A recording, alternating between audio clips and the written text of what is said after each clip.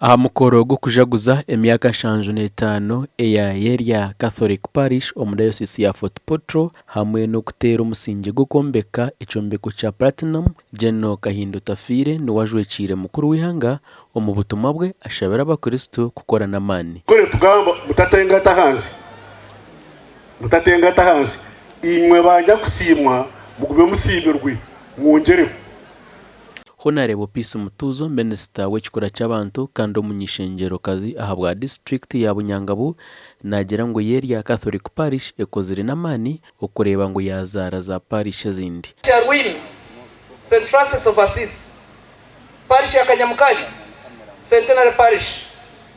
Patle Parish ya Chamatanga St Joseph Chamatanga Parish zatu zunu zizairwe Area Catholic Parish na weki Area muzaire bembezi inyo abebembezi ba politician murekeraho okugabana abantu beitu murekeraho kondanisa abantu beitu iwo bagambira abandi cyo kusobora gukora deka kubagambira ngo uri mukiga uri mutoro uri munyarwanda bagambira igihe abantu beitu abantu bakibitu abantu ba Bunyangabu ngwita kokongera kino na kino. Bishop Robert Muhirwa owa Fort Portal Diocese we ashabira bikiriza omukristo ngo betantare ekibi cyamarwa amaru ngaleta accidents obutanda wa motoka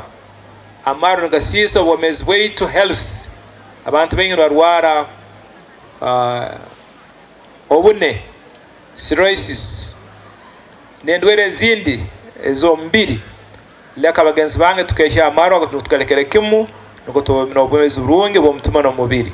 Gashakwa Gilbert Muhanguzi omuru Bunyangabu.